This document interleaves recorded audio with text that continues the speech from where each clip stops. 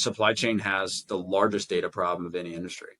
Really, when you're going into a category and you're disrupting the way that something's been done for 40 or 50 years, that's very hard. Creating a company, I don't care what type of company it is, you're applying so much force to something because it never existed before. You've effectively got to will something into existence to make it happen. And that's defying the laws of physics effectively to make that happen. And it requires a significant amount of activation energy. You're going to have a million problems and maybe one success. But that one success keeps you going for the next million problems. Quarter over quarter, for the last 4 quarters, we've increased our volume by 300%. The way that we approached it was really, hey, if we get the data layer right, then the first use case is automation of audit and payment settlement and other operational finance stuff. But it's really a platform that you will have all these emergent use cases that can be built on top of it.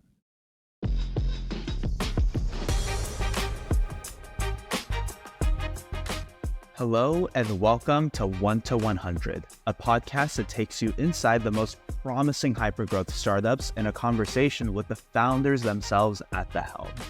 Our goal is to give you the inside story alongside empirical analysis of a notable tech company that you might want to join. I'm your host, Usman, the author of the Why You Should Join newsletter. For those tuning in, welcome to 1 to 100, where every week we explore hypergrowth startups worth joining with the founders of those companies. As always, my name is Usman. I'm one of the authors of Why You Should Join and the host of the podcast. Today's company, Loop, is on a mission to unlock profits trapped in the freight supply chain. Their platform centralizes freight, parcel, and financial data to help customers gain spend visibility, automate decisions, and control their cost and power profits. They count industry leaders like JPMorgan Chase, Great Dane, Merge, and LoadSmart as customers and have raised money from some notable institutions, including JPMorgan, Index Ventures, Founders Fund, 8VC, and SUSE Ventures. I'm super excited to be chatting with Matt, the company's co-founder and CEO. Matt, thank you so much for doing this. Hey, thanks for having me. Excited to chat with you today. Awesome. Well, let's just dive right into it. So the one-liner is unlocking profits trapped in the freight supply chain. Now, we're going to unpack that, dive into how you do that and who you do that for. But before then, I figured it'd help to set the stage a bit. I'm going to assume most people tuning in aren't freight experts. And so it'd be great to have an expert like yourself, who's obviously been building in this space for some time, give a little bit of a synopsis of like, what is the space you operate in? What is freight supply chain? How big is it? Who are the key players in it? Whenever I read about this, I hear about 3PL, carrier, shipper. Who are all these people? How do they interact with each other? Well, supply chain is one of the largest industries in the world, and just in the U.S. It's $2 trillion a year, and it's something that a lot of people take for granted. The best way to think about supply chain is you've got a manufacturer, and they're sourcing different components, and they're assembling, and they're putting together a good, and it could be food, it could be a car. And the most interesting thing that's happening within supply chain over the last 50 years is really you're moving away from the era of vertical integration with Henry Ford, where you built everything and you assembled everything. And now you're seeing companies like Ford sourcing components from all these different suppliers, but across the world. It led to a lot of globalism, but unfortunately, it also created a lot of complexity. Now supply chains are these massive, complex network of networks that are so chaotic, but that's also where the beauty and fun lies if you like data. The challenge that we saw at Loop was these legacy, what we call supply chain 2.0 systems. They're really just from either the on-prem era or the cloud era, and they're rigid. They don't handle data very well unless it's perfect. Think about this. You've got a company with all these different departments and all these different systems. You know how hard it is to get data to interoperate just within your company. Magnify that to where you've got to interoperate not just with your systems, but with 10,000 of your supplier systems, 10,000 of your customer systems. And that is the challenge in supply chain, and that's the challenge with legacy systems today. The data is static, the workflows are manual, and the systems are rigid. AI is really the first time that we've been able to introduce a new technology to solve those problems. So we no longer have static data, we have dynamic data. We no longer have manual workflows, we have automated workflows. We no longer have this rigid system. Now you have a very flexible system that can interoperate with your supplier, your customers, and within your own four walls. And AI does that by connecting data together. If you think of the next generation AI, the large language model AI, it's really good at taking messy, unstructured data and making sense of it. When you do that, like we did at Loop, you really create this data layer that is mapped to the supply chain ontology. And why that's so important is you have all these emergent use cases that are unlocked that you can build on top of. One, for example, is freight payment. You can eliminate the transaction friction because you have matching data on both sides. Another one is improving working capital. We've got all the data. Well, we can send that data to JPMorgan and they can better underwrite the transaction and provide better financing for truck drivers. Another one is just the actual planning and decision process, where as a supply chain operator, you've got all of this data at your fingertip that is synthesized, and now you can start using AI agents to create scenarios and then execute with autonomous action, where you're saying, hey, I have a hurricane coming. It's going to shut down one of my plants because inbound material from this port is being shut down. Well, now you've got a whole scenario plan generated by AI agent from your actual data off of the data layer that Loop has created that allows you to do this, one, more accurately, but two, more autonomously, which is really exciting. And the last thing I'll leave with in supply chain, you've got all these participants. You've got the truck drivers, what we call carriers. You've got shippers, or think of them as manufacturers. And then you've got these third-party logistics providers that sit in between and help source capacity for shippers to move the actual goods. Well, supply chain today has never been sexier, even though what I just said was not sexy. Carriers and shippers and third-party logistics providers, that doesn't sound sexy. But it's sexy today because during COVID, the supply chain had a massive spotlight put on it. It was the star of the show. Truck drivers became the unsung heroes in America. And that has continued. And you now even see with the pager attack on the Hezbollah pager supply chain, that has now introduced that additional dimension of interest from our government and governments across the world, because now supply chain is designated critical infrastructure, the same way that energy and communications is. And so now you've got all this attention coming on, not just from the government, but also from our people. And what does that do? That attracts capital, some of the top venture capitalists in the world, to say, we want to go invest in the sector. It also attracts the top talent. Now we've got the top AI researchers and practitioners wanting to work on this problem because they're like, wow, data, we've got so much data in the supply chain. You've got all of this complexity in the system itself. I can go and have a lot of fun there and create a lot of value because it's real world and it's going to have real world impact. And so that, to me, is the most exciting, because now you've taken something that was so unsexy and made it sexy, and it's allowing capital and innovation and talent to flow into the sector. I think that's a great synopsis. So let's take like a shipper. Like, is Coca-Cola a fair one to use? Like, and they have Coke that they want to ship across the United States, let's say. I love Coca-Cola. Perfect. And so shippers like Coca-Cola are working with carriers to get their product all across. And I'm assuming someone like Coca-Cola is working with a lot of carriers, not just one. Is that a fair assumption? They could be working with thousands. Okay, so they're working with thousands of carriers. Where exactly is that like transaction tax felt? Is it that the carriers are all using different data formats? Like, where is this transaction tax concretely? Well, let's look at the life cycle of the actual shipment itself. So I'm shipping into a big box retailer or company, like, let's call, just get specific, Walmart. I'm shipping in, and a truck driver picks up from my production facility and drops it off at Walmart. And that, that truck driver, that carrier, as soon as they drop it off, they've got a bunch of documents that are associated with that drop off. So they have a bill of lading. They could have a packing list. And they've got other supporting documents if they had to use a lumper, which is just an individual to help unload at the actual dock. There could be a lot of different documentation that goes along with that single shipment.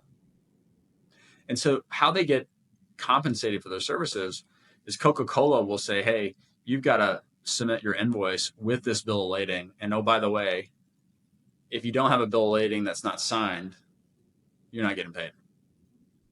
Or you don't have a lumper receipt, you're not getting paid. And so you have all of these either unexpected or unknown charges that happen across the life cycle of a shipment. And that's what adds to an invoice error. There could also be just, hey, data entry errors. I've got a bill of lading. I've got to key it in. I might have picked up the wrong bill of lading. I might have delivered the wrong bill of lading. And I've got an exception on this. So there are so many different, what are really considered accessorials. And an accessorial is technical jargon in the logistics industry. But think of it as a surcharge that gets added to an invoice. And there are about 300 different accessorials that can be applied depending on what type of transportation mode you're working in. And the challenge is when the finance team at Coca-Cola is reviewing these, I got a detention charge come in because the truck driver had to wait at the drop-off facility for over their allotted 2 hours. And every 15 minutes after that is $100. And after 1 hour after that, it's, $200, whatever the different policy that's scheduled. And really, when you think about this across, and that's, by the way, detention is just one accessorial type. Is when you think about this across all these different accessorial types, geez, I really need a PhD in freight billing to know what's going on. And, I'm just a finance clerk that has no understanding of the domain of logistics. And so how am I supposed to know whether to approve this or not? Yeah. And so the struggle here is really that you have people on the side of Coca-Cola who are getting all these documents back that they need to approve, right? Make sure the receipt is signed, the charge that the carrier claims they face did actually happen. And they can't do that right now efficiently. Like they have to just manually sit there and read the rule book and get this approved by hand. Like what's happening before Loop entered the world? The two things that are happening. One, they were doing a cursory audit. Just, hey, this looks good. Let's approve it. Or they actually outsource to what are considered more service providers or BPOs that manually process all this with lower cost labor. And that's actually the category that we chose to enter in and to disrupt because the legacy service providers, they're using people, not AI. Wow, these companies like Coca-Cola, they already have budget for a freight out and pay provider. We can go in with our technology that's 10 times better, cheaper, and delivers more value. Yeah. And we can unseat these incumbents because of all the value differentiation that we have. So to make sure that we're on the same page, where we started is a shipper is getting an invoice and they're getting that invoice from a carrier. That involves tons of different documents, right? Packing list, weight, inspection tickets, etc. There's a lot of variables that they need to, one, take account for, and then two, also approve. I'm also assuming that a lot of this data is unstructured, right? Like that's not in a common format. Like, is this just all, or is this in a common format? Like, how is this being sent to people? Is this just emails or PDFs? Like, what's going on here? Yeah, it's mostly unstructured data. And so unstructured data would be a PDF, a photo of a PDF. It could be an email. Funny enough, I even remember looking through some data early on in the company, and there's a photo of a bill of lading, and the truck driver laid it actually out on the steering wheel. And so took a photo on the steering wheel of the truck, and then the speed odometer in the background was like 80 miles an hour. So, the truck drivers, they're so entrepreneurial and they're so focused on their time and their efficiency, but they're really doing whatever's required to get paid.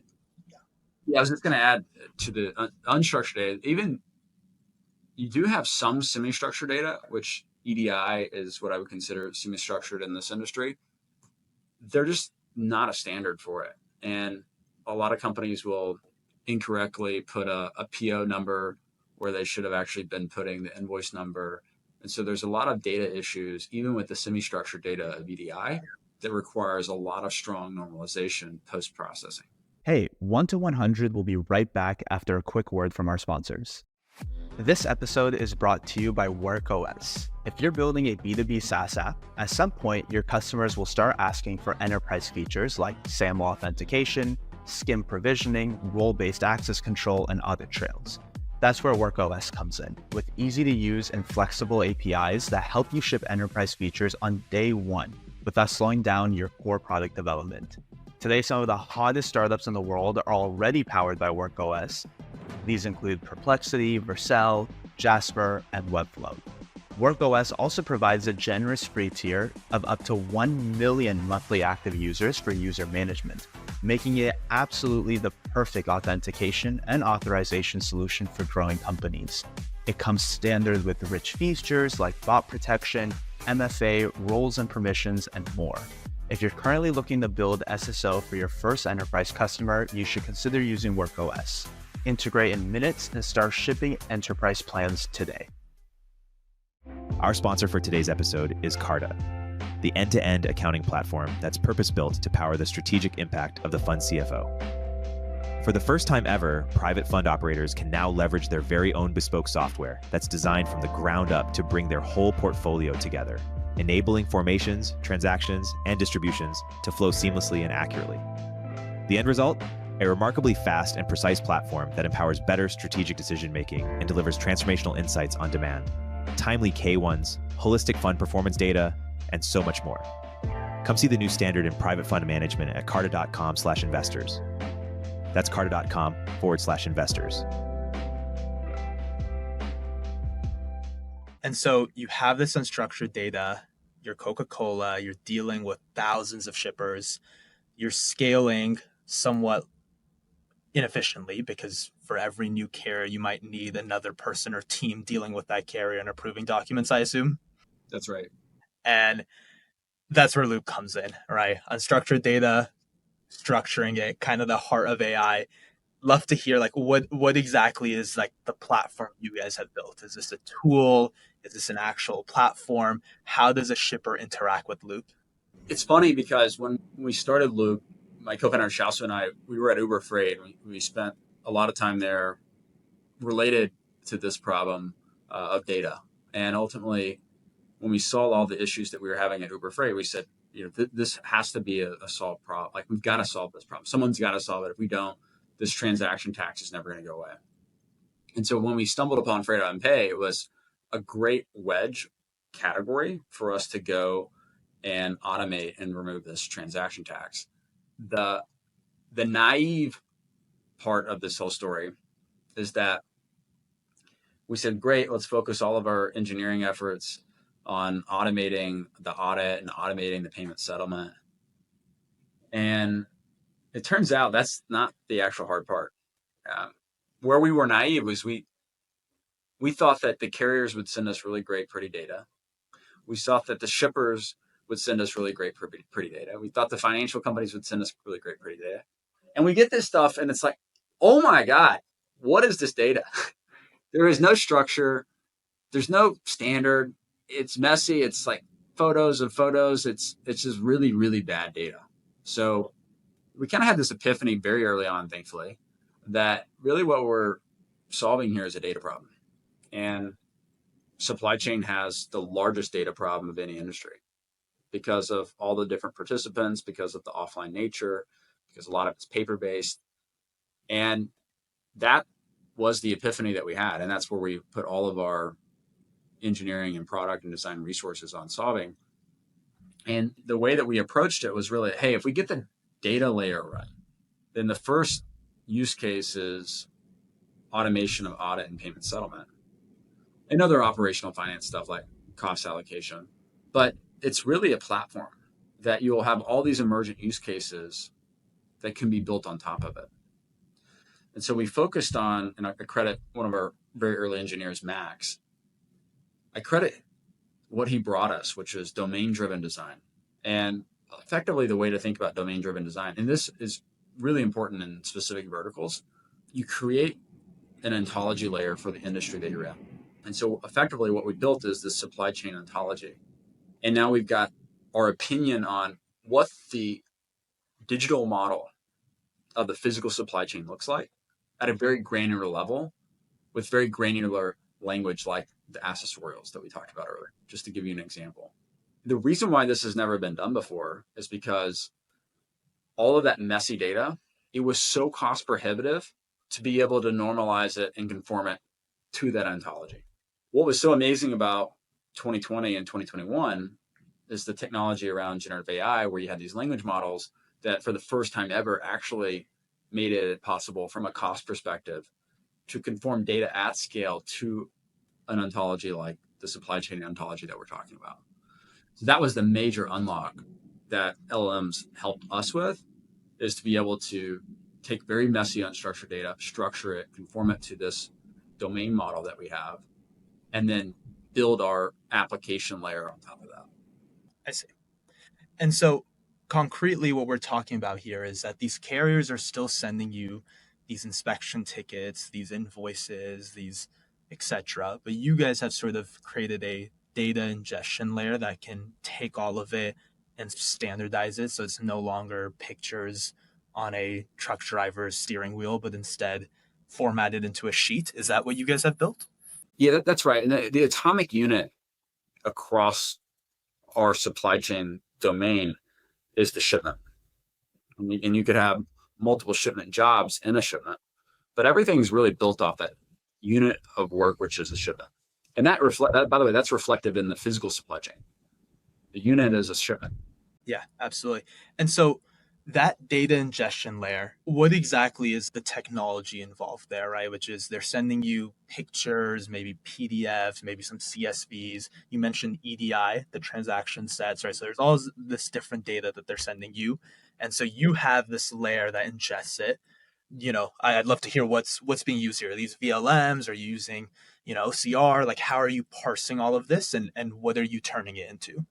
Yeah, I'm really glad you asked this question, because this is probably the most exciting area of technology that we've developed.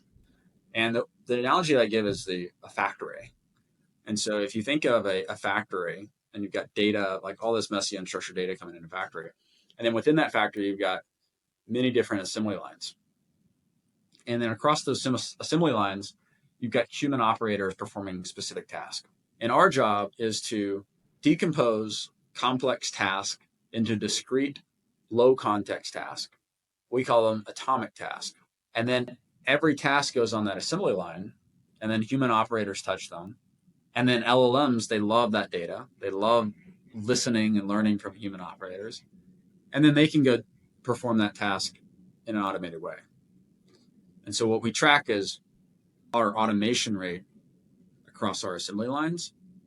And when we launch a new task, it's quite democratized for us to launch a task. We can actually go and quickly train human operators on these discrete tasks and then allow LLMs to learn from them and then automate entirely moving forward.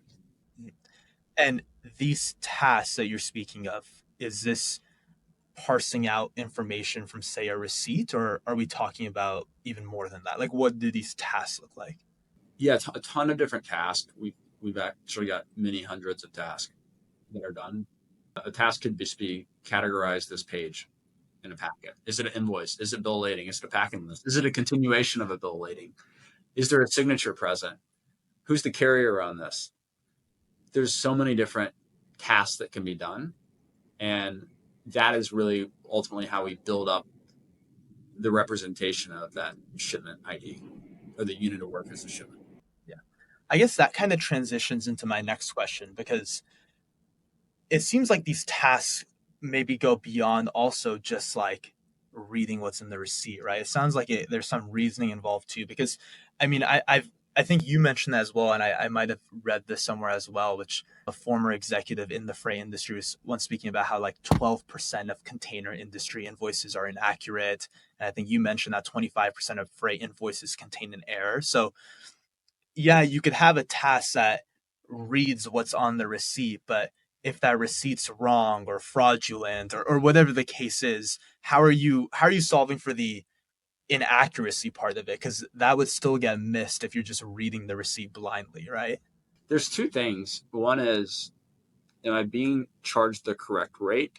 The second is, am I being charged correctly for the service? The legacy service providers in Freight on Pay, they will notify you if you've been overcharged, but they won't tell you why.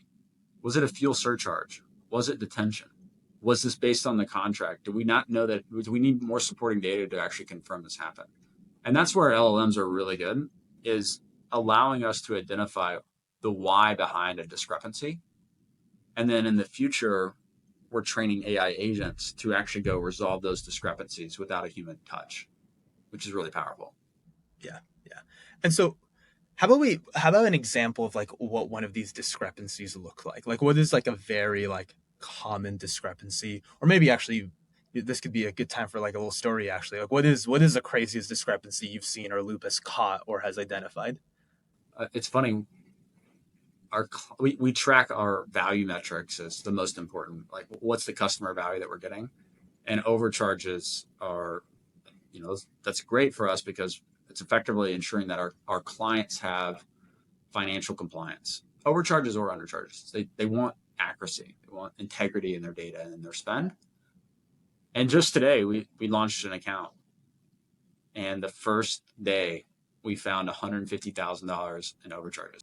So when you have that happen, you get pretty excited. I mean, this happens. It doesn't happen on every account that goes live, but inevitably, every single account has some error that we track, that we catch, and it's just amazing to see that.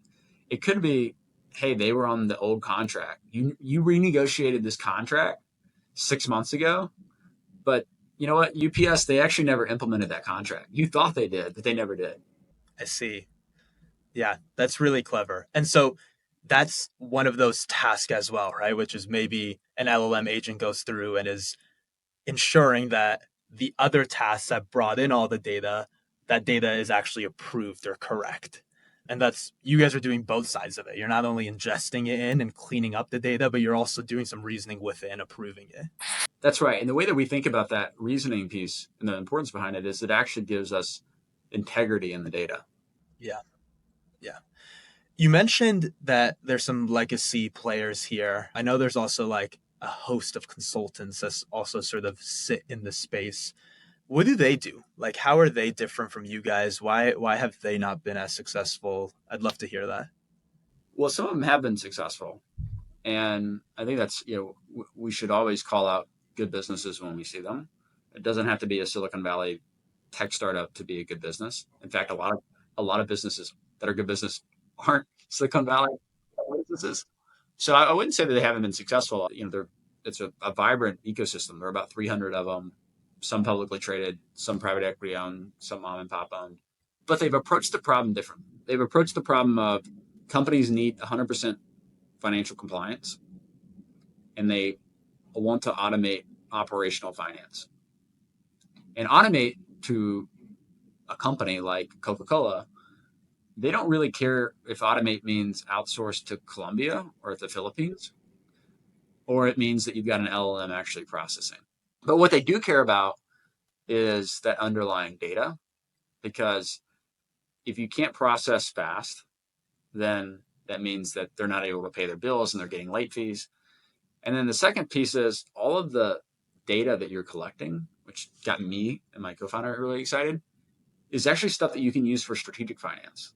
And so we focused, like I said, building that domain layer, getting the data in, automating the operational finance, and then providing this whole intelligence layer with scenario planning, contract analysis, facility performance visibility, carrier scorecarding.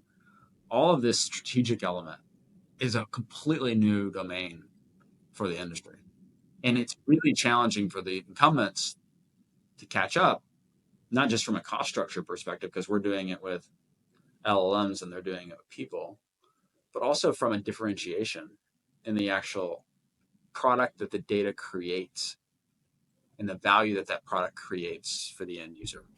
Hey, 1 to 100 will be right back after a quick word from our sponsors. Hey everyone, Eric here. You know, at Turpentine, we're always looking for ways to streamline our work. That's why we use Notion for all our internal documents. It's been a game changer for us, and I want to tell you why. Notion is this amazing all-in-one workspace that combines your notes, docs, and projects. But what's really cool is their new Notion AI. It's like having multiple AI tools built right in. You can search, generate, analyze, and chat, all without leaving Notion. What sets Notion AI apart is how it personalizes responses based on your content. It's not just another generic chatbot, it understands the context of your work. Plus, it can search across thousands of docs in seconds, even connecting to tools like Slack and Google Docs. And get this, Notion is used by over half of the Fortune 500 companies. Teams using it send less emails, cancel more meetings, and save time searching for their work. It's designed to keep everyone on the same page while protecting your privacy. Want to give it a try? Head over to notion.com/upstreampod. That's all lowercase. Notion.com/upstreampod. You can try Notion for free, and when you use our link, you're supporting our show. Give the powerful, easy-to-use Notion AI a shot today at notion.com/upstreampod. So you guys relying on the AI, the LLM agents, I mean, like you said, not only helps you from a cost perspective, but it also positions you to build out this intelligence layer that you're speaking of, which I think is super fascinating and kind of really differentiates you guys.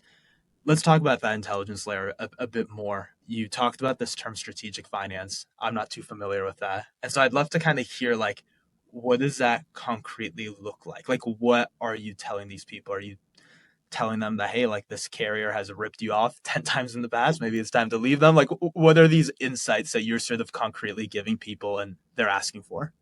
Yeah.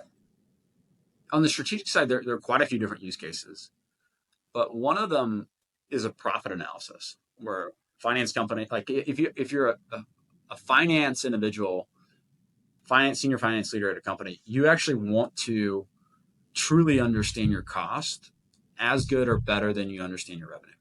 And the reason why you want to do that is because if you know where your costs live, then you can go price accordingly with better pricing. And you can look for areas to go cost better. And so with Loop, you can now perform profit analysis like never before because you can, at a very granular level, track your supply chain spend. No company today can, at a very finite level of detail, track their true cost to serve an account, which is crazy. Because if they had to go in and allocate cost across every invoice that they receive, they would never have enough manpower to do that. But going back to LLMs, they don't sleep. They don't ask for, pay raises all the time. They don't have HR problems. So they're like infinitely scalable. And now we can go very granularly and allocate these costs so that you can have a true understanding of your cost to serve your accounts. And then that allows you to do better pricing and allows you to make decisions around, hey, I'm actually okay losing money and shipping this overnight because of this account is a 60% margin account. But if it's a 5% margin account and not strategic, I don't really care. The sales rep shouldn't be shipping, expedited freight that is costing us to lose money on this entire order. And so those are the types of insights that you can get to by having this intelligence layer in the strategic finance world. And that actually, it creates a significant opportunity for improvement in operational excellence, which every company that we meet with, they're looking at their people, they're looking at their processes, they're looking at their technology so that they can improve their operational excellence. Yeah. That's also blows my mind. I mean, you're looking at an industry that accounts for billions of dollars of transactions, and people just didn't know just didn't have any visibility or very limited visibility on how their money was being moved or spent. Yeah, they have. So the truth is, a lot of companies have no visibility, zero visibility. Like nothing. But even the good ones, the way that they spread cost across accounts and orders is like a peanut butter spread, because it's too operationally intensive, too cost prohibitive to actually allocate down to the unit level. And I'll give you an example. You could have a truck, a full truckload, going from New York to Los Angeles with 4 stops, and it's got 20 pallets on it. Each pallet has a different SKU type. Each SKU has a different dimension and different weight. How would you allocate let's say the trailer cost, the truck cost $10,000 to go from, I'm making this up, $10,000 to go from, it's probably closer to 4,000, but $10,000 to go from New York to Los Angeles. How would you allocate the freight cost across all of those different units? Because you've got to consider, well, the first leg from New York to Ohio, that was, 20%. Then you've got to consider, but it was only 10% of the actual product count. But that product count actually weighed 40% more than the others. And the truck weighed out, it didn't dim out, meaning you got a 40,000 pound weight limit on a trailer. And so how should I be considering the actual cost of that shipment to that SKU? Which is really, really important, because if it turns out the product that you're shipping is really heavy and the freight cost of that's much more expensive than this other lighter product, then you need to be pricing differently. Yeah. Wow. That's mind-blowing. I guess kind of now jumping a little bit more on getting some questions more geared towards like the operational side of things, sort of staying in the ballpark of like these incumbents. It sounds like a lot of these shippers were using sort of these consulting companies, a lot of which, as you pointed out, we're doing a good job, but we're relying still on manual labor.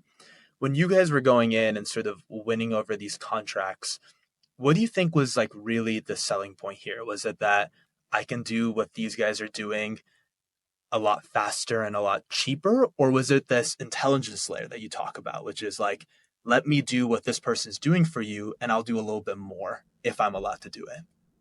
A little bit of both is the short answer. Some of the incumbents are actually not that great. And so those are pretty easy. Like we see accounts all the time where they're working with a competitor of ours. We get in there, they've got $2 million in late fees because the incumbent's not paying the bills on time because they're not processing them on time. But I'd say that's probably happening like 30% of the time. Mostly when we win, it is, we are completely differentiated in the capability and the value that we create. And that truly goes back to the intelligence layer. Yeah. And do you think that the reason why you guys were able to sort of get to this first, because I mean, you said it yourself that there's obviously some not so good competitors, but some of the good ones sound pretty sophisticated. And even I'm assuming some of these shippers are really, really big, right? And they're losing a lot by not having this visibility. Why don't they try to do this internally? Like, why don't they also try to use these recent breakthroughs? Are they trying? Like, what is the state with all of that? So there's a lot of initiatives right now, let's call it at the enterprise level, where they're really trying to understand how to use AI. And they know that they're not going to have AI talent internally. So they need to figure out where to spend and where to partner.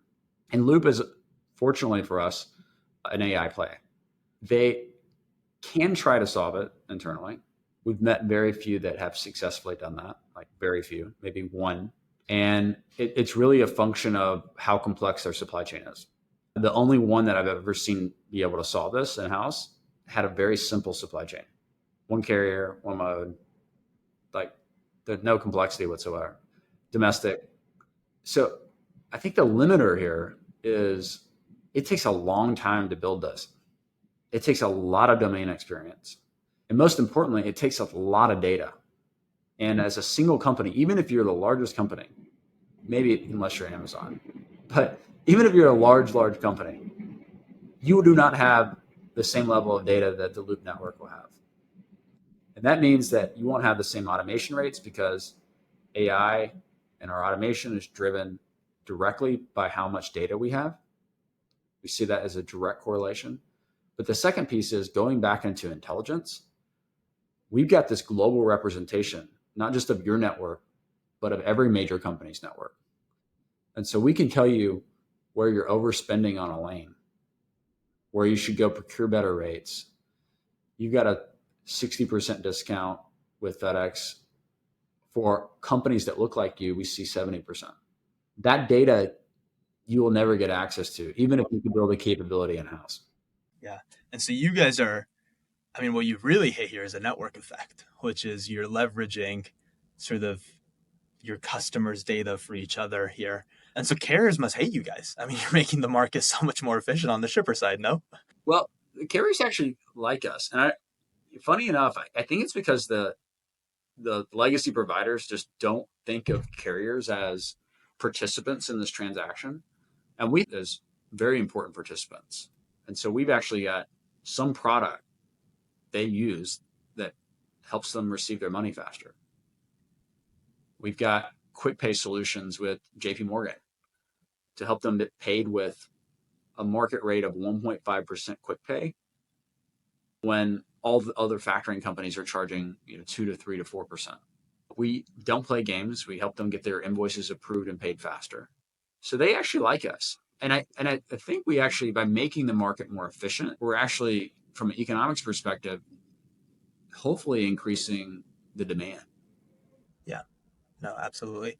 And what does it look like from the carrier standpoint? I mean, you have all these initiatives for them. If a shipper is using Loop, does a carrier also have to be signed up for Loop as well? Or is there just a way for the carrier not to be signed up? Are they required in the sense of like signing up? So a carrier does not have to have a Loop account to receive money or to transact.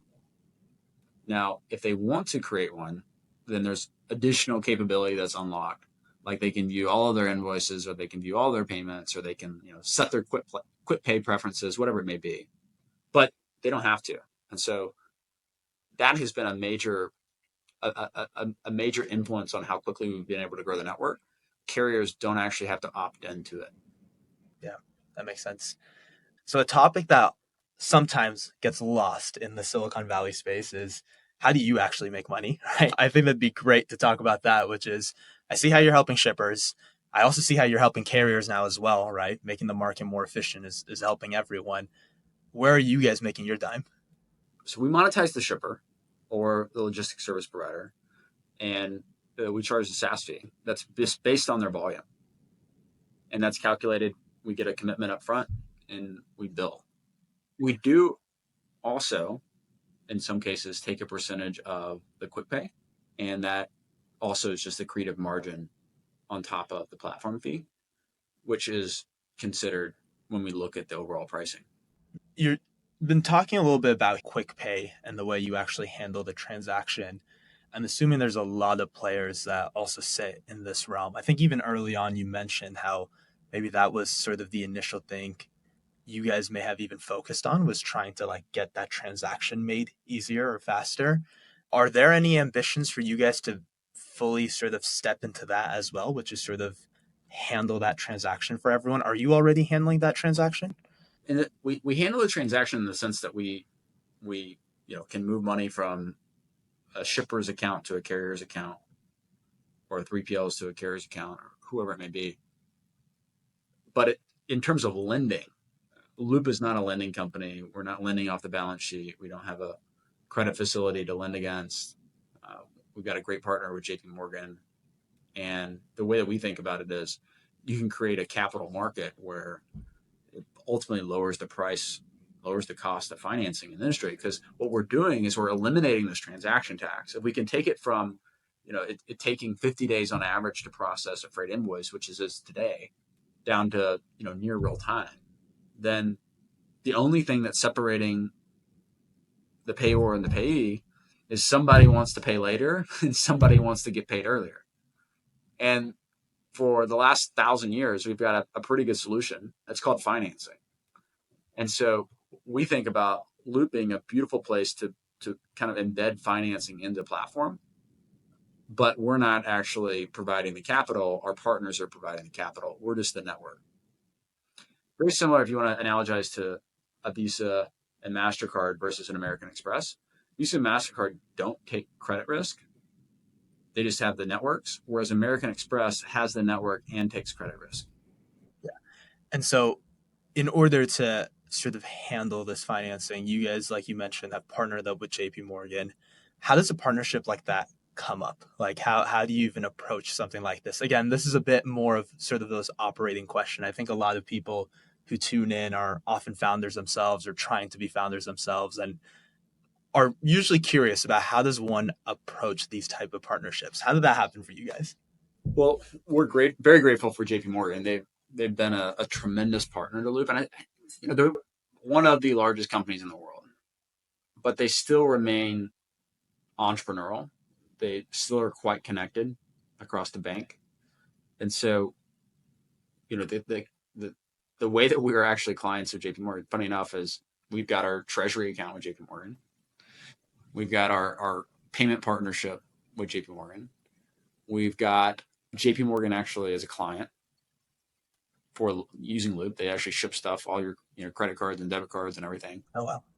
And then we also have them as an investor because they saw how much their team was loving using the product and they wanted to invest based on that. And they love the payment partnership because very few companies across the world, I think less than 12, have been able to get a partnership like this.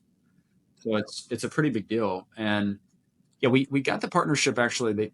JPMorgan, we had made contact. I can't remember if they reached out to us or we reached out to them. We were really actively going deep in the payment space, understanding our strategy. And we talked to the JPMorgan team, and it was just very clear. We had quite similar views on the industry, where it was going. And if Loop could be that supply chain network for them, bring volume, bring, potential embedded financing revenue, because the bank, ultimately a bank makes money either lending money out or charging services. And so if Loop can be this new source of, financing revenue for the bank, where they've got all this capital just sitting on the balance sheet, then it's a great partnership. Yeah. Creates value for everyone. Loop's quite differentiated because we've got all the data on the transaction. We know if it's actually been audited, if it's passed audit, if it's been approved. If it's been audited and approved through Loop's technology, I can promise you almost with near certainty that the thing's getting paid. It's getting paid. Yeah. And so the credit risk for a partner like JPMorgan is very low. Yeah. Yeah. I mean, I can imagine banks sort of drooling over something like this, right? I mean, there's so much money flowing here. And if you're the network that's sort of facilitating it, this is a no-brainer partnership. So I would say it's the other way around. They got lucky to have it. JPMorgan, I think, is leading the pack on the bank side. They're incredibly innovative. They're a few years ahead of the rest of the banks. Yeah, absolutely. Diving a little bit more on like a day-to-day basis of, how it's been being the CEO and co-founder of Loop. What was the hardest part for you? Was it the distribution? Was it the tech? Looking back at it, like what really did you struggle the most with, would you say? All of it. The reality, I forgot who said this. If you knew how hard the company was to start and to build, 10 years later, would you have still done it? My answer would have been absolutely. I do think that given my co-founder and I's background, very technical backgrounds, me from the AI and data science background, him from the engineering and data background, also data background, product was a little bit easier for us. Really, when you're going into a category and you're disrupting the way that something's been done for 40 or 50 years, that's very hard. And, creating a company, I don't care what type of company it is, you're applying so much force to something because it never existed before. You've effectively got to will something into existence to make it happen. And that's defying, the laws of physics effectively to make that happen. And it requires a significant amount of activation energy to go out. And you're going to have a million problems and maybe one success. But that one success keeps you going for the next million problems. And then it becomes, 900,000 problems. And then it becomes 500,000 problems. And then it becomes 100,000 problems. But it's all hard. It's not for the faint of heart. You've got to have a tremendous amount of endurance and stamina to be able to build a durable business, is what I'm ultimately completely sold on. Yeah, yeah. And that, I mean, it sounds like the product came easier, like you said. And so it was really the selling that was tough. How do you embed yourself in such a space? Like how, I mean, I'm assuming a lot of it fell on your play as a CEO. Like, how did you even go about getting these like huge companies to even one, talk to you, and then two, go ahead and pen away these contracts to you? It's really challenging, but I know that what we found was if your value is large enough, you can get the attention of some pretty senior folks. And my advice here would be obsess, as a founder, obsess over the value that you're creating for your clients. If you obsess over that, then that'll tell you how you can actually build a product that delivers the value, how you can build a success organization that delivers the value. And ultimately, it affects how you can go generate demand for your product.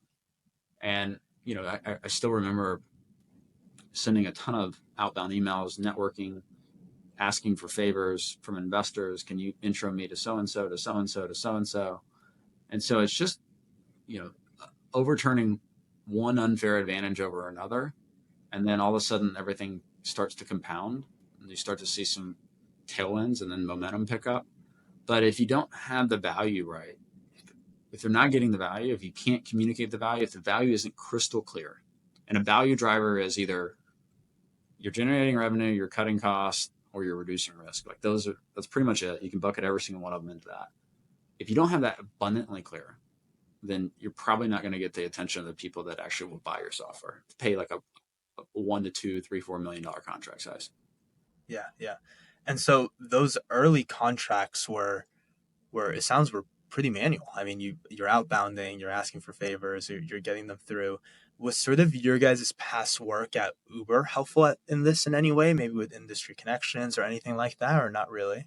Not really. I think it gave us some legitimacy and some credentials to go out and say, hey, we built a lot of Uber Freight's product. We're building this new product because you've got an invoice reconciliation issue. You don't even know it. That helped, yeah. But we had to learn a lot of this from scratch. Just effectively increasing our chances of success by increasing the frequency of the action.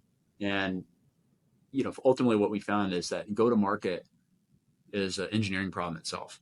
You've got to identify what are the use cases, what are the value drivers that those use cases drive, what are the products that you have to build to get that value, to create those use cases.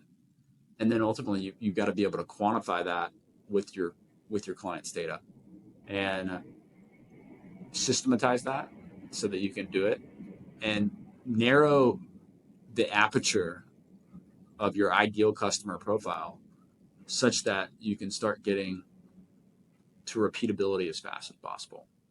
Yeah, absolutely. And a few more questions, but I wanted to touch a little bit more about, you guys being at Uber. Obviously, you guys were having great careers there and decided to leave it and obviously work on this problem that you felt rightfully so was a big problem and one that needed to be solved. How did that problem, how did that even come about for you guys? Like, how was the early days of Loop like? Was that Uber, you and Shu sort of speaking like, we should do this? What finally moved the needle to make the jump and make it happen? Good question. Funny enough, Shu actually was on the interview panel that interviewed me coming into Uber. Oh, wow. If Shu didn't say yes, Loop would never exist. Shu and I work pretty closely together, just given our roles between data science and engineering. And we would meet one-on-one, and then we kind of started to see the issues. Like, hey, we've got this massive problem with reconciling our invoices. We're losing customers in some cases because invoices aren't accurate. Like, it takes us 6 times to get the invoice right. Some accounts haven't paid us in 6 months. Some carriers haven't been paid. So it was a real mess. And that kind of led us to look at solutions in the market that could solve this problem for Uber. And ultimately found out like there was not really anyone. There was no one with a tech first, AI first approach. And then we kind of just randomly called shippers and said, hey, is this a problem for you? And probably, 9 out of 10 of those phone calls were like, yeah, this is a big problem. I don't know how much I'm spending. I don't know if I'm overpaying. I don't have any data to go and negotiate a contract with the carrier. And that was like this aha moment. And then we got into freight on pay, and wow, this is this whole industry, and it's like a $10 billion market, and we can go disrupt it, and we can, wow, the freight on pay has all this data, and go build the data layer. So it kind of all started to happen, and then we left. We raised money, I think, like the next week. It was really fast, and had a few design partners that thankfully took a chance on us and gave us their data, and we really created a ton of value that allowed them to move forward with 3-year annual commitments, and that ultimately unlocked more financing, and you get the flywheel going, and that's ultimately what it was about. The flywheel we think about a lot is talent, capital, and customers. All three of those are working together to create this very powerful flywheel for ultimately long-term enterprise value creation. And it started with the two of you. What is the team size now? We're 75 full-time employees today. Wow. 75 full-time employees. And are you guys in person, spread around? How is the team structured? We are in person, and we've got 2 offices, one in San Francisco, beautiful office in San Francisco, right downtown in the financial district. And then we've got a beautiful office also in Chicago that I'm sitting in today. Yeah. And obviously a lot of the listeners are talent who are often looking for their next gig. What are the hard problems left at Loop? Why should someone listening here come to Loop? We've got infinite hard problems left. Ultimately, if you like working with really smart people, you would like attacking problems at the intersection of real world implication, real world impact, but intellectually stimulating and challenging. If you like understanding how AI can transform a $1 trillion industry, like what Loop is going after in the supply chain, then you'll have a lot of fun at Loop. If you want to work really hard, if you want to not allow there to be a speed limit for your career development and for your career growth, Loop is hands down the best place for you to be working right now. I mean, I talked to a lot of our engineers, and they might have worked 2 years or 3 years at another company. Jack, who is one of our really early engineers, he said he was at a really great company before, Rakuten, and he was there for 3 years, and he said, hey, in the first year at Loop, I learned more than I learned at the full 3 years at Rakuten. And now, I asked that same question because he's been here for 3 years, almost as long as Loop has been in existence. And he said, it's not even possible for me to quantify because I don't even think I would have ever reached this level of learning and growth at any other company. And what type of roles are you guys specifically hiring for right now or looking for? We're hiring full stack engineers. We're hiring AI engineers.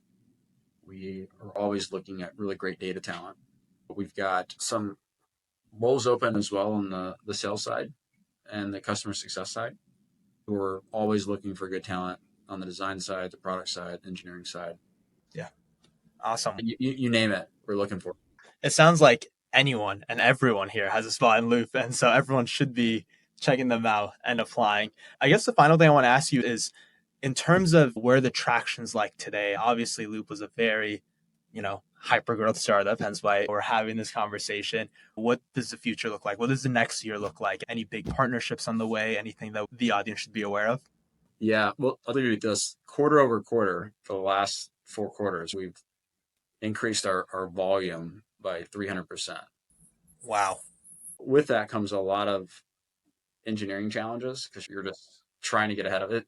It feels like, in some cases, Uber early days where we were scaling so quickly that you could have a consumer lag or something that happens, and you've got to constantly be 2-3 weeks ahead of the volume that is coming, so that the clients get the experience. There's no disruption in service. It's flawless, and to continue to scale like that, week over week, month over month, quarter over quarter, year over year. It requires a lot of thought in the engineering architecture, in the design that Shu and the entire engineering team, I commend them for being able to do that. But yeah, the growth there it's wild. It comes with it, but it's also at the same time, there's nothing more fun than growth. Yeah. Good challenges, right? there's other worse challenges out there. And I guess the final thing is, for those who have been listening and have been won over, what's the best way to reach you, or maybe reach out to Loop if interested in joining on or maybe interviewing? Absolutely. You can email founders@loop.com. Perfect. Thank you so much again, Matt. It's been absolutely a privilege having a deep dive done on Loop by the man behind it himself. For all those tuning in, I highly advise you to check out Loop. And if you're someone looking for your next role, I can't personally think of many other startups much better than Loop to join. So I do second that myself as well. If you want to learn more about Loop, definitely check out the Why You Should Join piece on Loop as well, where we do a deeper dive on the company as well. Once again, Matt, thank you so much, and best of luck with the future. Thank you. I really enjoyed this conversation today. And I just want to say congratulations to you too. What you built is really so impressive. And just seeing the traction, the number of companies that you're able to get these pieces on, the talent that you're able to recruit. I mean, you're highly regarded in the venture capital community for being a beacon and attraction for talent. So congratulations to you on all your success. I appreciate that. Thank you so much. All right.